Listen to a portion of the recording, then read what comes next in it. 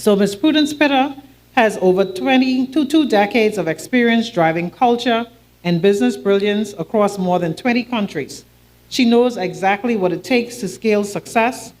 We are talking about a visionary strategist who recently served as the global head of HR for automotive, manufacturing, and business development at Amazon Web Services. Today, Ms. Pitter is challenging those massive global insights into the future of work as the founder and CEO of PEARRM Services, a top-tier consultancy shaping resilient leaders and thriving workplace cultures. But she just doesn't design world-class leadership strategies. She teaches them. As an adjunct professor and guest lecturer, she shapes the minds of tomorrow's executives at elite institutions like Fordham University, the City University of New York, and Harvard Extension School. She is a global executive, an elite keynote speaker, a brilliant educator, and a champion for workplace well-being.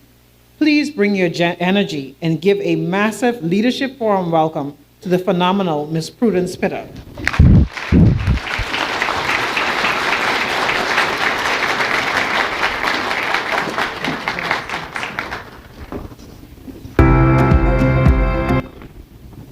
Wow, what a welcome.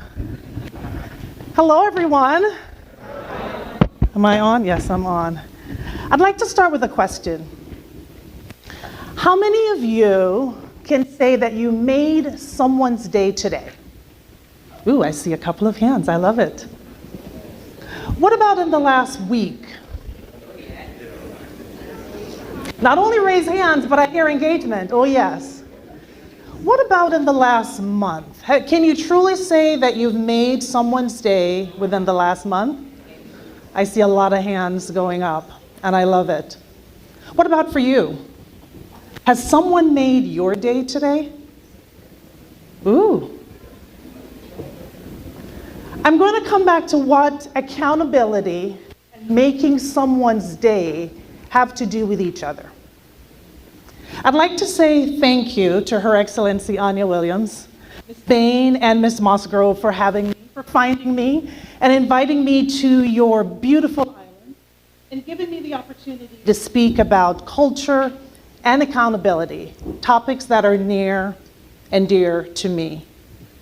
Now, I know that when I go through my talk, there are parts where you'll say, well, did she see Premier's talking points before she started? Because there's a lot of alignment. However, that confirms for me that the research that I did and the fact that my work is so closely aligned with your topic today that I'm in the right place and I'm with the right people. When we hear the word accountability, sometimes we think about micromanagement, we think about punishment, we think about fear, and we think about ways in which accountability is that bird on your shoulder, someone looking over your shoulder. However, what has been made clear so far is that accountability is about ownership. Think about you as a person. What does the word accountability mean to you? Not your position, not your role, you as a person. What does accountability mean to you? And we'll come back to that. The dictionary talks about accountability being an obligation or a willingness to act and to account for your actions. I like willingness a lot better than obligation. It's that willingness, that drive, that aspiration to want to do the right thing even when no one else is watching, because you know that that is the right thing to be done in that moment. Part of ownership comes with risk. And as leaders, we recognize that our jobs already comes with risk. However, how are we working towards establishing what those risks are and what is the protocol to avoid those risks and to react to them when they arise? In doing so, we must be transparent. We must have clear communication paths. It's important that we know who to call when And we're calling the right people at the right time, even when we're making those difficult calls. There are also consequences that come with action. And when there's a mistake that is made, are we highlighting those mistakes and focusing on them as mistakes, or are we using them as teachable moments? Part of accountability is recognizing what is not working and what are some of the things that we must do to get things working how they should be working. So let's spend a little time talking to our neighbors. I threw some questions out there earlier. What does accountability mean to you? To you, the individual. Internalize it. One word that comes to mind, or a sentence that comes to mind when you think about accountability. Ooh, I love that. Honesty, responsibility. Mind. Mine, it's mine. I've owned it, I've owned it. Any others? Ownership. Action. Transparency, yes. Integrity. Autonomy. There's one I'm looking for that I haven't heard yet. What do you do when no one's looking? Integrity. Any others? Risk.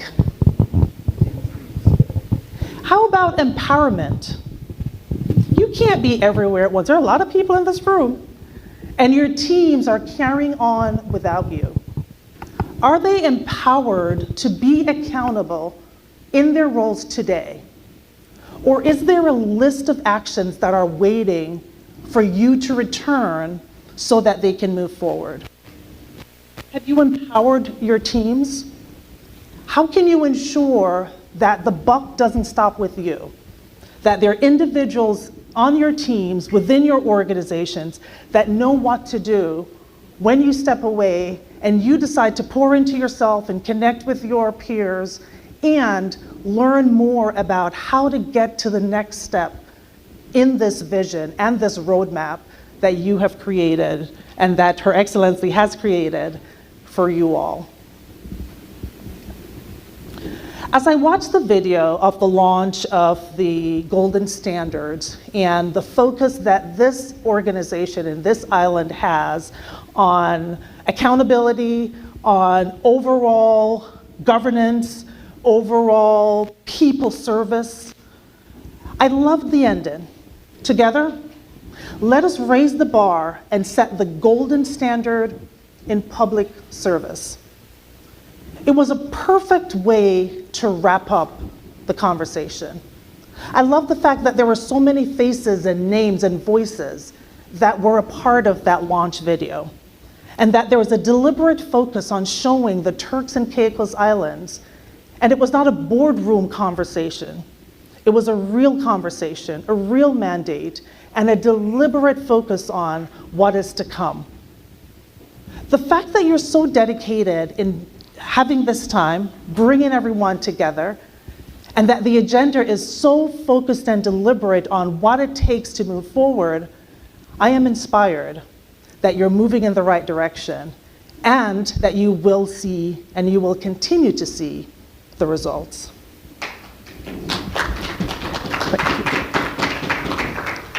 So let's talk about some facts.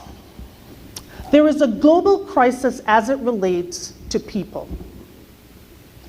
There are declining numbers year over year, and while the pandemic highlighted a lot of information for us, the fact of the matter is, overall, this crisis has been happening quietly, and now it has started to spurt up. And what I mean by that is the lack of engagement at work. We have about 20% of employees globally who are engaged. And that's easy math. That means 80% of employees are not engaged at work. That means there are individuals who are clocking in and not getting work done. And how can we ensure that we're moving forward if we're not engaged? So think about your own organizations. Are there individuals who are selectively disengaged today because you are here? And what are some of the ways that you can prepare them for engagement and continuous engagement going forward? The other part, though, managers are almost as disengaged as frontline employees. So those who are expected to motivate and pour into the frontline workers and those who are in the customer-facing positions are also disengaged. So therein lies a part of the problem. And I know it's easy for us to look at some of the stats and say, well, that's Forbes reporting that, or that's Gallup reporting that. Does that really take into account us here in the Turks and Caicos Islands?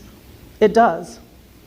Because when I look at statistics and information across the different Caribbean islands, it's clear that the global crisis transcends different countries, different islands, and it's not a selective number of countries. It's not only the United States, it's not only the UK, it's not only Canada, it's all around the world where employees are not as engaged as they should be. Managers are not as engaged as they should be. When there's lack of engagement, there's lack of productivity. And if you are part of an organization that's not productive, you're part of a sinking ship. And I can almost guarantee you that no one here wants to be a part of a sinking ship. So it's important for us to think about what is our role? What are we accountable to that help our employees be more engaged? What should we do to ensure that we are more engaged? And that everyone on our teams are engaged as well. The regional urgency speaks to other islands and other parts of the Caribbean and other parts of the world. And what I'd like to point out for you is 26% of leaders actively create psychological safety for their teams. And again, that means a large percentage, 74%, are not creating psychologically safe workplaces. So what does that mean for us? That means that while you're here, if there is a crisis, if something went wrong in your organization, there's a good possibility, if you don't have a psychologically safe workplace, that you will not find out about it at all, or you might not find out about it until it blows up, until something terrible happens. How can you create psychologically safe places where individuals feel empowered, confident, and accountable to their roles and to you as a leader and to the work that is being done to ensure that the service that the individuals within the Turks and Caicos Islands receive is top-notch and that is actually the golden standard? It starts with psychological safety. Ensuring that you are being transparent and vulnerable with your teams. You're spending time with your leaders at every level. If you're only spending time with the people who report directly to you, you're not seeing the entire picture of your organization. So how can you ensure that you're having skip-level meetings, that you're having, someone likes skip-level meetings, thank you, that you're having face-to-face conversations with individuals that you do not see regularly? If you're talking to the people who you see regularly, then you're missing information. Part of creating psychologically safe spaces means being vulnerable. What are you sharing? How have you had missteps as part of your journey? Many of us in our roles, we started somewhere. What are some of the missteps that you made along the way? How can you share that with individuals? Share how you overcome those. Share what are some of the things that you focus on today to keep you on task. Help them recognize that you too are human and that you have had some missteps along the way, and some of the ways that you have been able to get to where you are today, and the ways in which you ensure that you stay there by continuing to pour into yourself, attending events like these, ensuring that you're taking advantage of the learning management system that has been created for you. How are you using those as teachable moments with your teams to ensure that you're helping them recognize that they too can achieve excellence and they too can do more. When I read the roadmap and I watched the videos and I saw the 2040 plan, I thought to myself, what a privilege and an honor for my voice to be a part of this conversation, because this is massive. There are a lot of organizations that have vision. There are a lot of organizations that have goals. There are a lot of organizations that talk a good talk.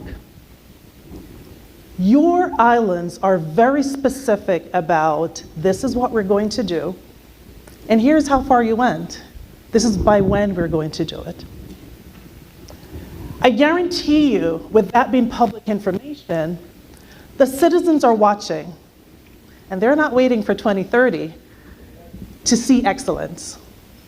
They want to see excellence in every moment and every interaction that they have. When you think about making someone's day, think about the feelings that's evoked there. I'll tell you two quick stories. One, imagine you walk into a nice restaurant and you're wearing a navy blue suit. And right as you sit down to dine, the server comes over, plucks the white napkin, and says, I'm going to get you a dark colored napkin so you don't get lint on your suit. Now, you didn't even know that you were about to get lint on your suit, but this server was trained in a way to anticipate and recognize the individuals who could dine and use the white napkin and those that needed a dark napkin. The other story, imagine you just got married and you go to the passport office to have your name changed. And the individual who's there helping you didn't just fill out the form and click some buttons on the computer. They said, congratulations. How did you and your spouse meet? Now, for those of you who are in a relationship or married, you do not get tired of telling that story. You want to always, if it's corny, if it's funny, if it's embarrassing, you want to tell that story. And for an individual to recognize that this will make someone's day, it means that years, both of these stories happened, and these happened years ago. The napkin story, that was in 2004, and I was married in 2010. And those stories stay with me because I left feel seen. I left feeling valued. I left recognizing that I needed those moments, even though that's not what I walked in for. I walked in for a meeting. And now every time I go into a restaurant wearing a dark suit and I don't get a dark napkin, I'm like, y'all missing out. The St. Regis Monarch Beach, they give you dark napkins when you were in a dark suit. And I haven't had to change my name, thankfully. So I haven't been back to the passport office in that capacity. However, it stayed with me. Think about those micro moments. It didn't cost them anything. Someone trained that server to anticipate that moment. No one trained this individual, I'm sure. She could have just done her job, but it was important for her to go the extra mile. And that made my day. And I still talk about it years. Now, I'd like for you to interact a little bit with each other. I'd love for you to take a few moments, and preferably not with someone you're sitting next to. So this might involve movement, and please, I know how hard it is to get people to shuffle around and try to get them back together. So please, when you hear me call you back, please come back. But I'd love for us to talk about our feelings. I know. We will talk a little bit about our feelings, and then we will come back to why all of this is important. So I'd love for you to tell the story. Many of you have raised your hands. All right, we didn't break yet. Many of you raised your hands about someone making your day. I'd love for you to share with someone that you're not sitting next to that story. And you actually have to pay attention because I'll call on a few of you to share. What did they do? So the what? How did it feel? And why did it matter? So find a new person. I'll give you a few minutes and then I'll pull you back. Share your story of someone making your day.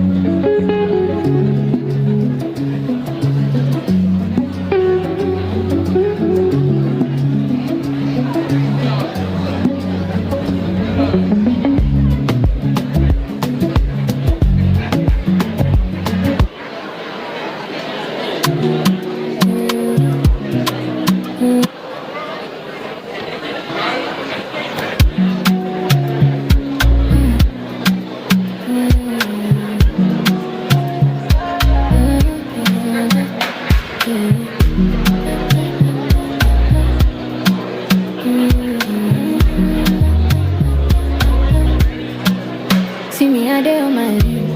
No, they do things just for the fame. If I grieve for you, you no begin. You gon' know my love, they flame. Oh my gosh, they ride with me. We they proud, we they set the scene. Clean energy, fresh and clean. Our love they shine, they be like dream. Set it for me, make that it feel.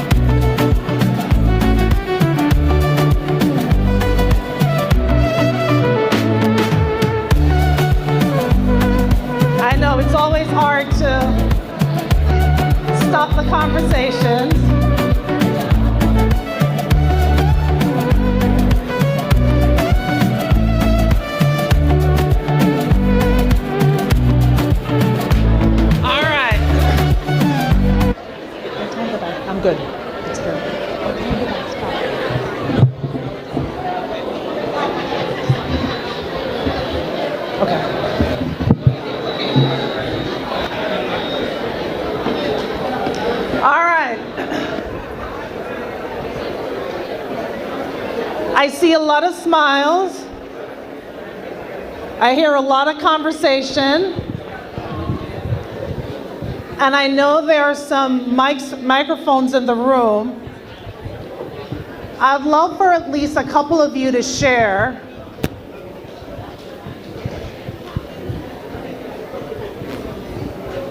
All right, so show of hands, it's always so dangerous to break people up. It's like, get up and move from your seat and talk to people, and then stop. All right, who would like to share what they heard from their new friend today? What? Awesome.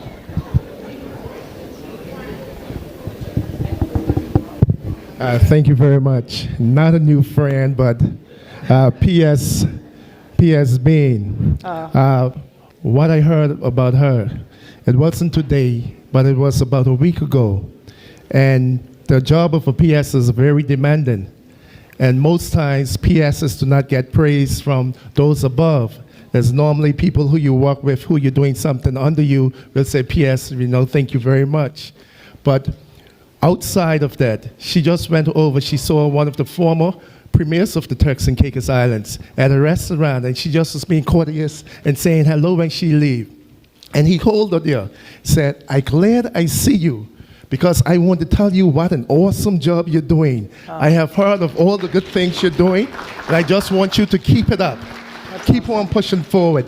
And she was surprised, because she didn't expect that, and she finally felt like, okay, wow, is it so wonderful that someone at that level from the outside could appreciate my work? And it really gave her the encouragement that her works matter to the general public, those who we serve, and persons actually recognize it. So keep up the good work, Madam PS.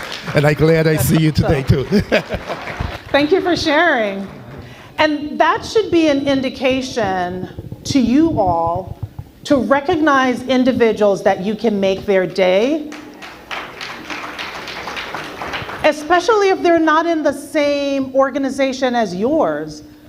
Make someone's day. It's impactful. They'll tell it in a room full of people. One more. Awesome, in the back.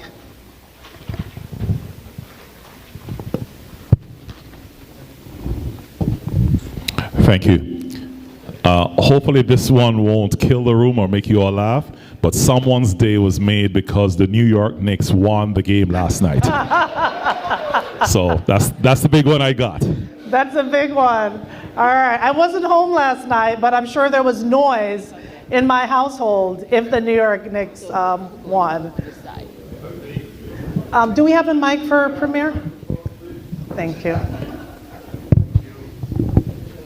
So my day was made by Takara Bain.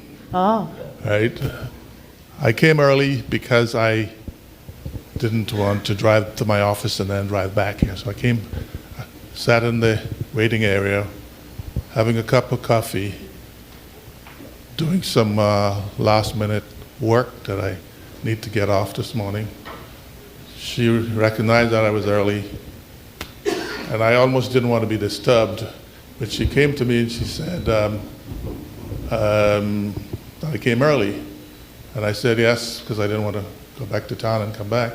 So she said, then she left. And she came back with one of the hotel staff and insisted that I go up in the membership club upstairs while I waited for the meeting. So she made my day. That's awesome. And thank you for coming. Actually, I had the opportunity. I said, guess what? I shook hands with the Premier of the Turks and Caicos Islands. It looks like we have another one. Absolutely. Morning. Good morning. So some of my table mates, I have two for them. Their day was made because one of them was hacked in their bank account, and they had large amounts coming out, and they got that rectified. And another one got a call from his mother that his mother beat cancer. So that made his day.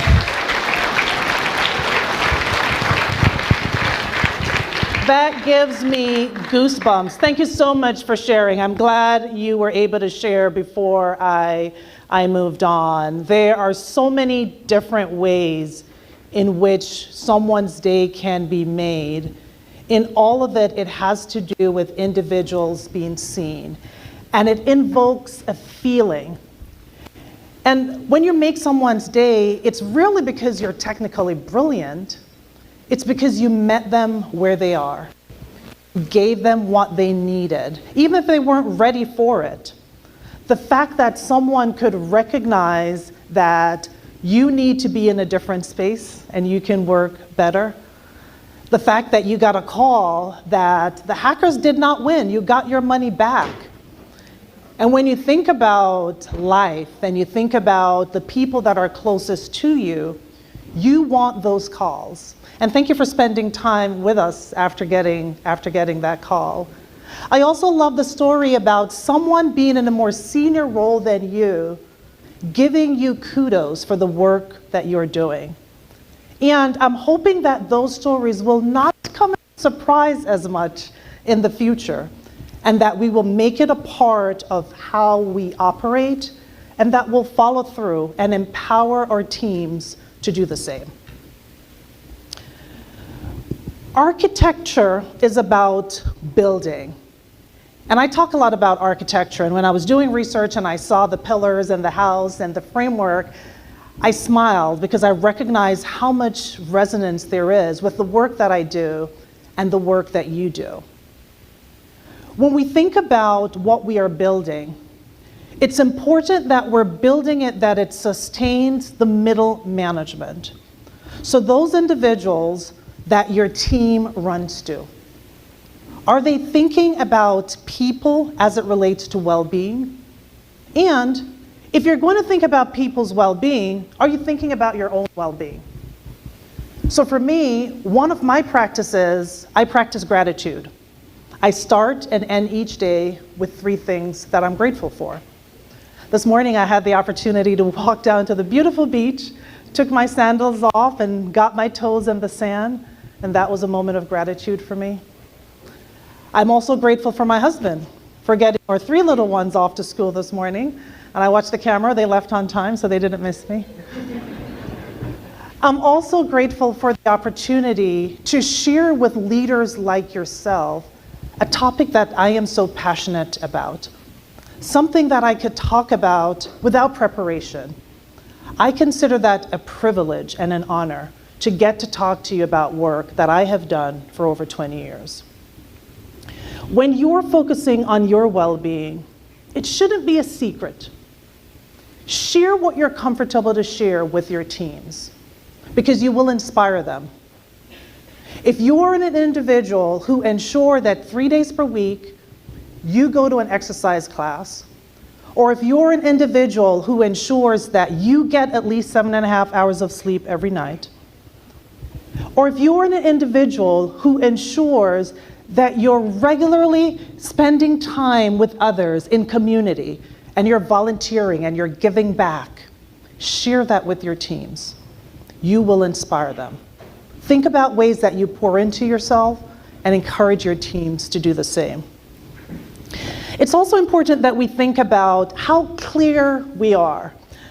If this was a smaller room, one of the activities I do with smaller groups, 12 to 20, is I'll whisper something in one ear, and I'm sure this goes back to school days. It's still happening in leadership settings. You whisper something in someone's ear. By the time it comes back around to the person who said it, it's a very different story. That is lack of clarity. If I said it in front of the room, there's still not enough clarity. What brings clarity is repetition. What brings clarity is acting the way you speak, saying one thing and also doing it. The other thing that brings clarity is asking for repetition. What did you hear me say? What does that mean to you? How are you going to execute that?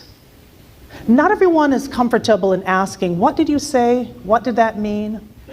So ensuring that you are asking for that information back will ensure clarity. We've talked a lot about ownership. It's important that we pause to talk about courage. Courage means we're making the right decision even when it's not the popular decision. How courageous are you to stand up and say, this needs to get done, and the way in which we're moving forward will not get us to the golden standard? Are you putting that in writing? Are you dropping subtle hints? Or are you making eye-to-eye contact and being deliberate with your teams of this is what we need to do to move forward? And I recognize that that takes courage. And continuity. Who is taking care of the golden standard when you're on vacation, when you're at a leadership forum, when you're sleeping. Many of you operate 24/7 operations. So when you have stepped away, is the level of excellence that you expect being delivered? How can you ensure that there is continuity? Now, I don't mean to alarm you by saying that there is a breaking point, but I would be remiss if I didn't point out the fact that there are red flags that operate within any organization, and certainly within government, within public service. I know that many of you are aware of this information, but it's important for us to think about transformation and our efforts that get us to transformative change. The gaps between what leaders experience and what employees experience, those are the gaps that we should be working to close. How can we ensure that information moves from beautiful pamphlets, wonderful videos, into action, and what people actually experience, what they feel, and what gets done? When I hear you share about information that makes your day, those are all transferable. Those are all actions that you and your teams can help the citizens of the Turks and Caicos Islands experience. And I encourage you to think about your own teams, your own departments, you as an individual, some of the deliberate and specific actions that you can take to get there. I won't break you up for this exercise, but I will ask for some engagement. I learned my lesson from the last one. The green is where you want to be. That's very clear. There's no question. We all want to thrive. We all want to operate at the highest level possible. It's just as clear that we do not want to be in the red. We don't want to be failing. But when you think about the other two, where are there opportunities for those to slip very easily into the red? So when you think about compliance, things are getting done. Are they getting done because there's fear? Are they getting done because there's micromanagement? Or are they getting done because people are motivated? Is it easier for compliance to slip into the red or into the green? Think about that for a moment. Those individuals who are clocking in and they're waiting to be told what to do, they are waiting for you to give them specific instructions. They are being compliant. Are those individuals moving your organization forward to the golden standard? And just a couple of actions could land you in the red. But what would it take to move up into the green, where you have those thriving teams? What would it take to move from a compliance culture, where you have yes people who get it done when you're there, to a high-performing culture of individuals who are empowered and who can do the work whether you are there or not? What's one or two things that would need to change to move from compliance to thriving high performance? Ooh, you're quieter now. Think about it. You have a compliant culture. People get the work done. However, you need to get to high performance. What needs to change?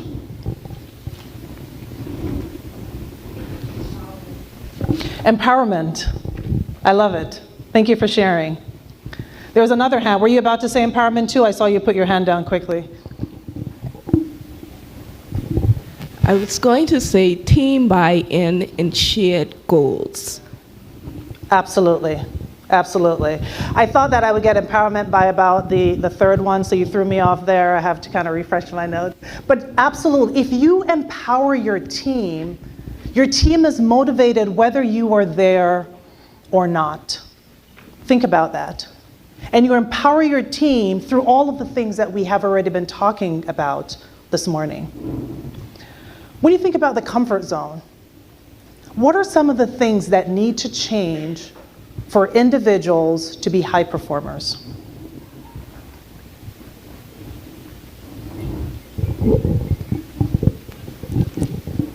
Awesome, we have a hand back here. Is there a mic in the back?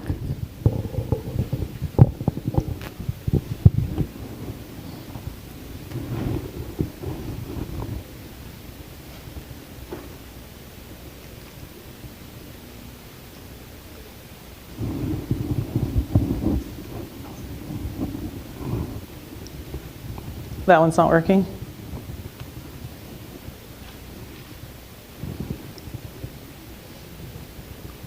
Maybe if you shout, I'll translate. Oh no, they're coming. Awesome.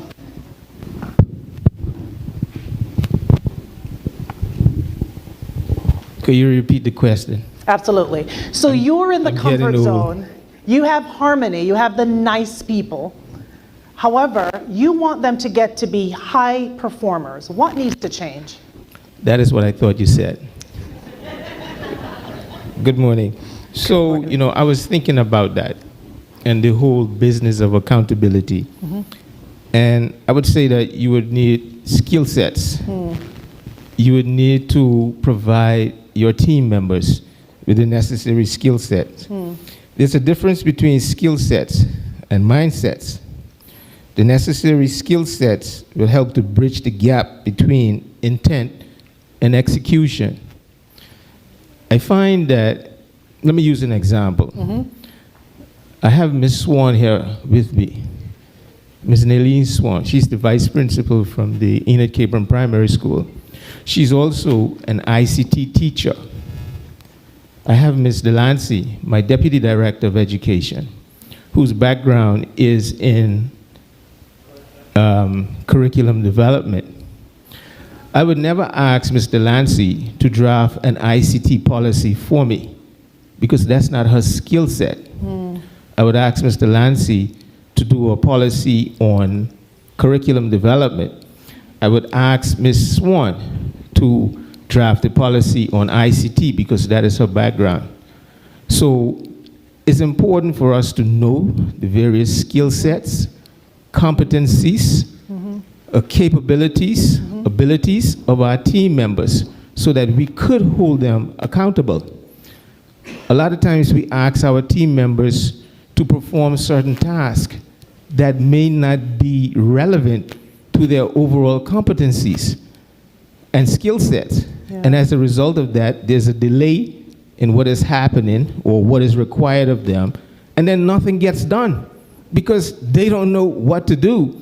So it's hard to hold me accountable when I don't have the necessary skill sets, abilities, and competencies to perform the roles. Now, if you train me... What I say is, you need the right skill sets to move to the next level. Exactly. And that will come with the training. That's right. Thank you. And if you train me in those areas, now you can hold me accountable to the work that you give me to do. Yes. And this is the room of leaders that can move that from a thought process and an idea to action. Thank you for sharing, and thank you for sharing two very specific examples. And I love the fact that we're not starting from zero. I love the fact that part of the opening is the investment in leadership development, the investment in training, and the fact that you can take your training anywhere you are. You do not need to dedicate 2 days to step away from work. The training is available to you at your fingertips. So I'm very encouraged by some of that moving into action.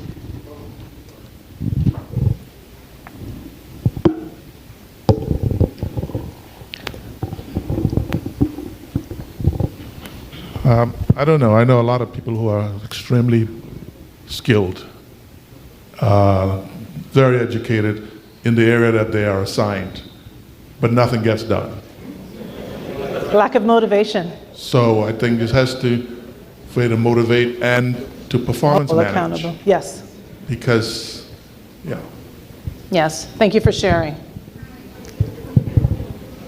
I believe the big word of the day, and we're going to hear it throughout the day, is accountability. Because how do you move persons from their comfort zone? And there was something that was very important that was included in that note, and that is being a nice person. And oftentimes we have managers that would say that. They would complain that this person is not performing, they're not delivering. But then when the performance appraisal is submitted, that person has scored an 80%. And the reason why they've scored an 80% is because they're a nice person and no one wants to hurt that person's feelings, but it does hurt the organization. And part of the challenges that we have in public services also, and this is not just in Turks and Caicos, but it's around the region, is that for many years the public service was sold as a place that you go because even though the salary may not be as great, the retirement, you have retirement and other benefits. And so you encourage persons to stay in jobs for a very long period because there's a reward at the end. But that means that in some cases, those persons, the level of productivity actually declines over the period. The persons are not producing, and because those persons are not at the retirement age, there's a reluctance by the managers to poorly assess those persons because they don't want to terminate them. And we've had those recent challenges. We've had those challenges here in the Turks and Caicos Islands where persons feel as if when you come into government, you have a lifetime position. And because you have a lifetime position, you don't have to perform at the level where you need to. And so part of it is actually breaking that tradition of allowing persons, the nice persons, to just get by because no one wants to hurt their feelings, and actually holding all persons accountable. There is a place for nice and high productivity. There is a place for nice and high performance. We have a mic over here and then one over here right after. I know you were waiting before the premiere. Go ahead. Thank you. You asked the question about moving from the comfort zone over to high performance. Yes. Especially where you've developed the psychological safety or you're growing it. Because it's not a get there and done. Right, for sure. To be able to move with keeping trust in mind from I'm safe in this environment, I'm not performing, and so telling you the truth about that performance. So psychological safety, okay, we can make mistakes, we can do this. Absolutely. You're being nice, but I'm going to tell you the truth, which may hurt your feelings right now, but I'm not going to tell it to you in a way to break down morale, which is where we maintain trust so we can get to high performance. Yes, thank you for sharing. So well said. I know there's a microphone over here as well. Good morning, Nixon Dickinson. I believe, first of all, congratulations, Deputy Governor, to you and your team for this forum. I feel as if every time I'm part of this, I feel I'm given the necessary tools to be empowered. And so, thank you. I believe it's a key set of people that we are leaving out in situations such as this, to which we're supposed to be catering for in order to get to the next level. And I think what we're missing is feedback.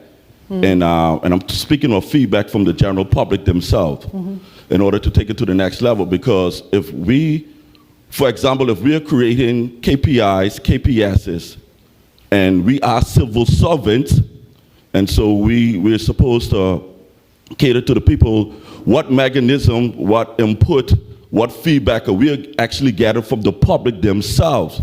Because I feel as when we come in rooms like this, we're basically catering towards ourselves, all right? And I'm not referring to appropriations or appraisals, because if I be a good little boy and I bring the boss's lunch every week, I could get a good appraisal. I'm referring to hearing the public themselves being engaged in to measure our input, to hear, because if I'm creating this atmosphere for my bosses, for the team, obviously, they're going to give me a good appraisal, they're going to give me a good report.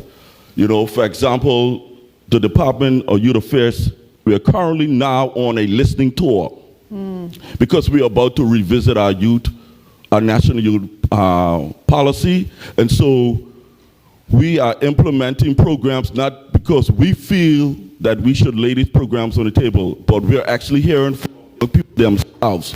Yeah. How can we better you?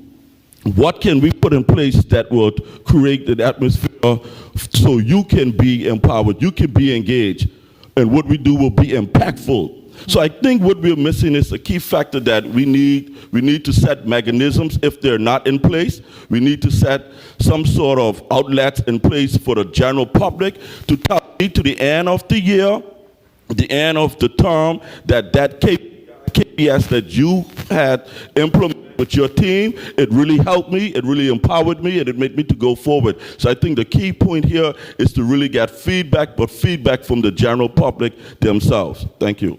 Thank you for sharing. And I did see in the opening video where there is already or being implemented a feedback mechanism across some of the different organizations. And I did hear you say in that listening tours, there's nothing more powerful than hearing directly from people. A survey is great, and to ensure that we're able to scale, sometimes we need a survey. However, those listening tours, that's when you hear true, vulnerable, authentic information. So I couldn't encourage those more. Okay, I'll take one last one and then I'll move on. Yes.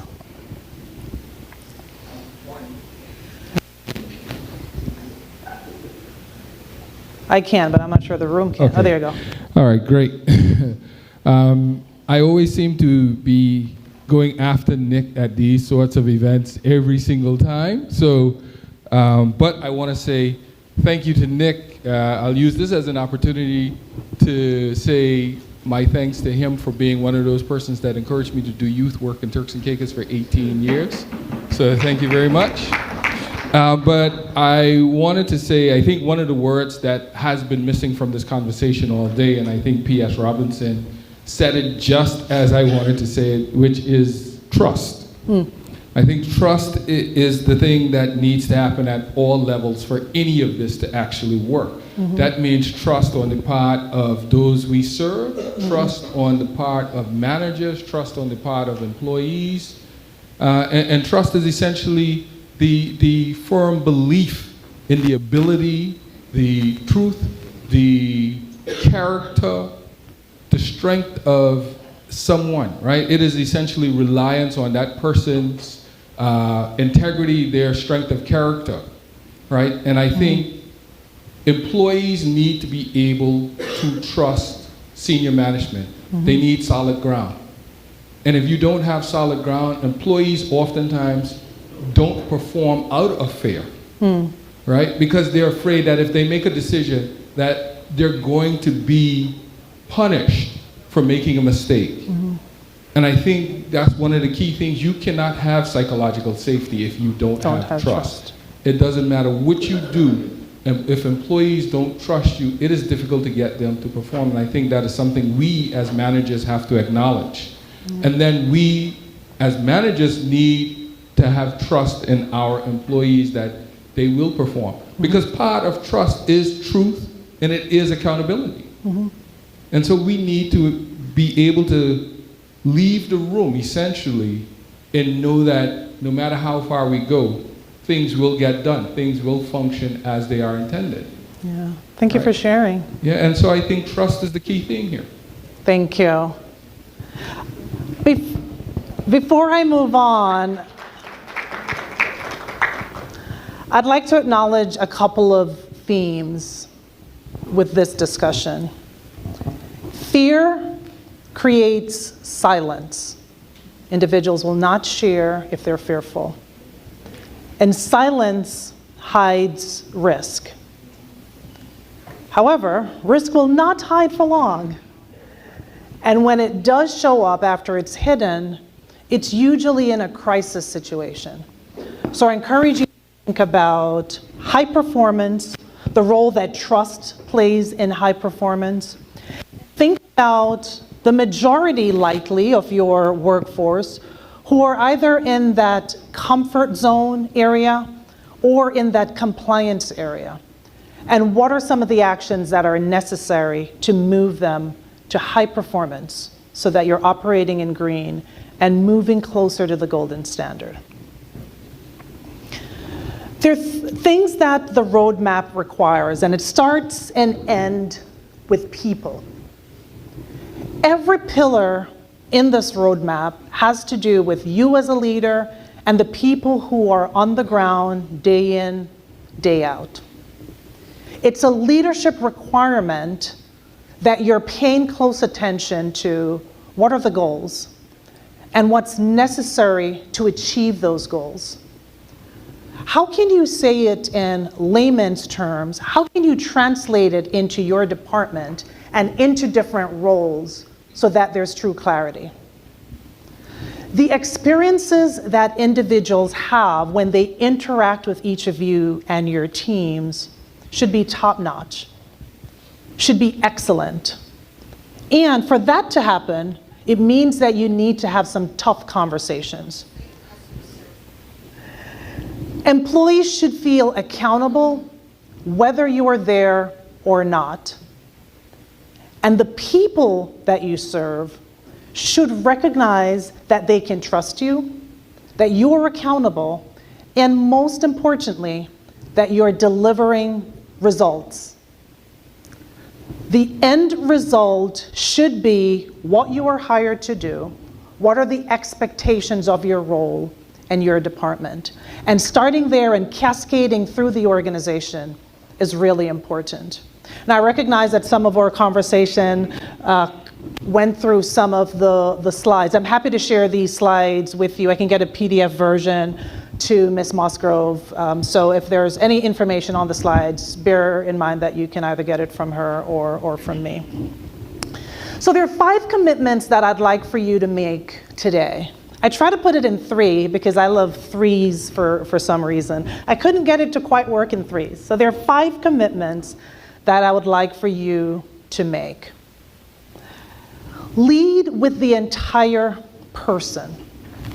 When you think about the individuals that you work with, think about them as a whole person. Now, I'm not asking you to find out what's happening in everyone's lives and accommodate for that. That's not possible or realistic. However, think about what it takes to get the job done. There's some individuals who are in higher stress roles than others. Ensure that you have two-way dialogue and that you're meeting them where they are. As a leader, it's important that you close the loop.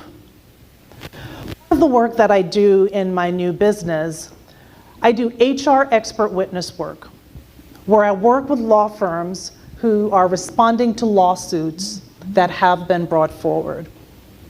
And what I'm starting to recognize is a theme.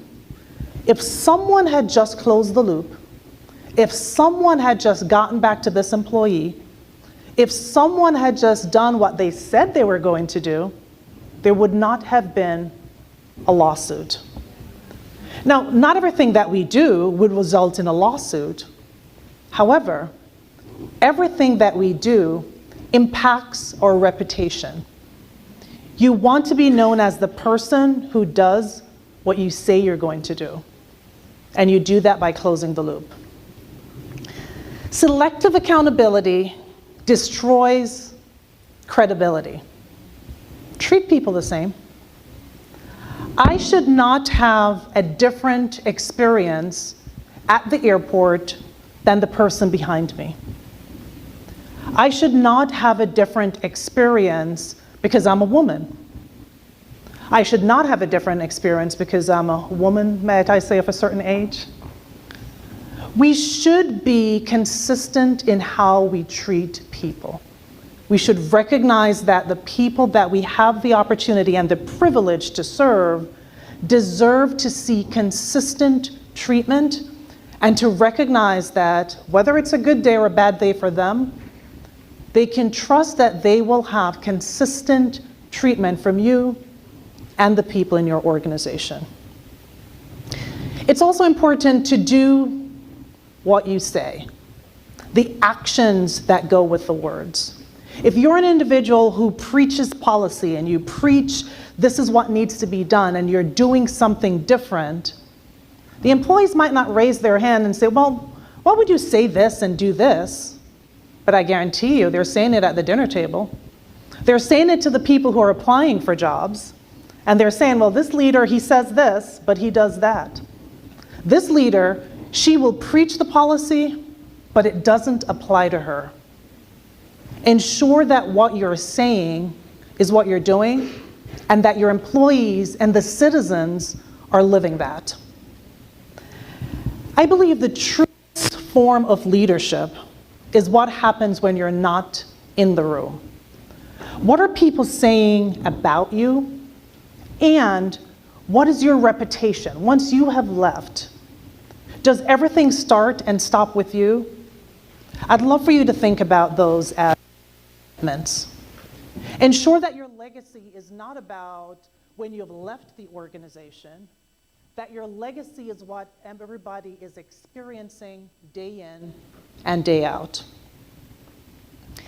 Now, I recognize that there are notebooks on all of the tables and pens. I was pleased to see that.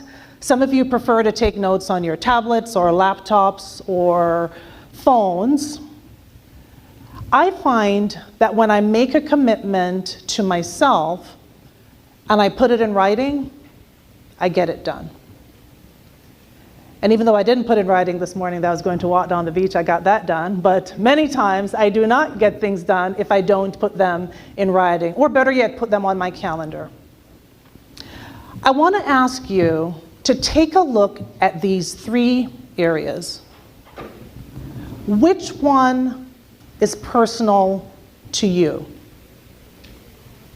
Is there someone in your organization who is capable of doing more, and you have not invested in them? If you have talent in your organization that's top talent and you're not investing in them and you're not providing opportunities, someone else will. So I encourage you, if you're that leader, that should be your note. Or better yet, that should be what you put on your calendar. Commit to having a conversation and to creating an opportunity for individuals within your organization who are operating at top level. Ensure that you're investing in your people and you're helping the rest of the organization recognize what good looks like and what happens when individuals operate at top level. If there is something that you are doing or that you're tolerating that does not get the organization where it needs to be, if somehow you're preventing the golden standard, you're preventing excellence, I want you to name that. Hide your notes if you want to, you don't have to share it with anyone. But I'd like for you to make a commitment to make that change. If you're not personally committed to making a change, if you're not personally committed to shifting the narrative and ensuring that things are moving in the right direction, then it doesn't matter how many hours you spend in leadership development, connecting with your peers and learning, it will not come to fruition. So make that commitment. I know that accountability has to do with people. And I believe that the accountability in public service is more than compliance. It goes far beyond compliance. We talked about it at the start. It's about ownership. It's about a promise to the citizens of the Turks and Caicos Islands. Think about promises that you've had made to you that were broken. And think about promises that were kept. There's emotion on both sides. Think about every interaction that the citizens have with you and with your team. And think about when things don't go right, the promises that are broken. The promise is to the future.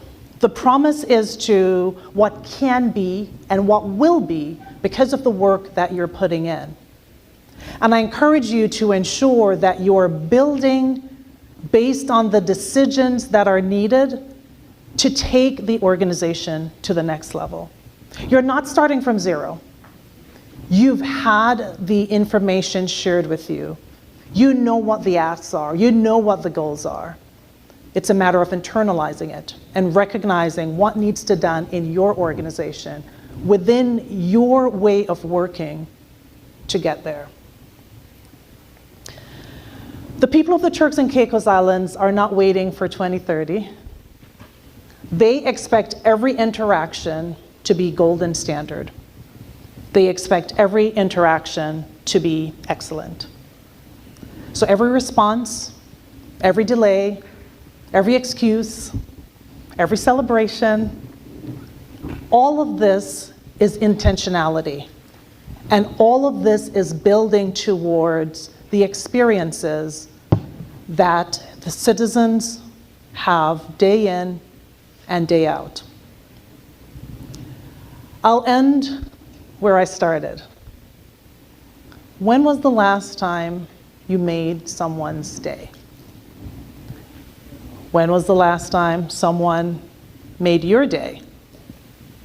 And my hope is that your takeaway will be, you will now go out and ensure that you're finding ways to make someone's day, and you are empowering your teams to do the same. Thank you.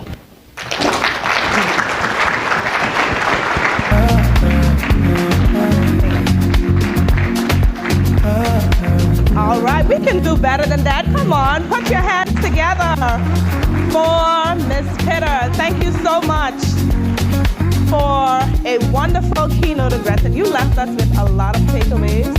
And we do have the PowerPoint available, and we will be sending it out after the forum and making it available to all of you. How has your morning been so far? Wonderful. Now, I know you want to stretch your legs, and we're getting to that part very soon.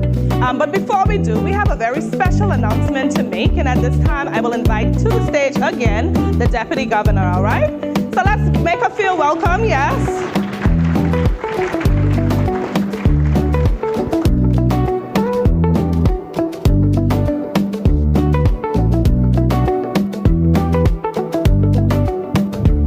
Colleagues, let's give another round of applause to Mrs. Pitter, because I think she did an amazing job this morning. As I said, we take it very serious in deciding on who we are going to invite to be our speakers at this forum, because it is very important to us, and I would want to say that we made the right choice. So thank you, Ms. Pitter, for traveling to the Turks and Caicos Islands. And I also want to just do a little plug here for her to say that she does offer coaching and leadership training and other programs. And so for those of your ministries, because while I'm conscious that we have all of us here today, the message will only be implemented when you take it back to your ministries. And so consider how what we discuss over the course of the next 2 days is taken back into your ministries and the individual programs that are needed to help your teams deliver. So Mrs. Pitter is here if you want to reach out to her for her contact information and for support in terms of delivering programs in your ministries. Certainly she will make herself available. So thank you, Mrs. Pitter. We really appreciate it.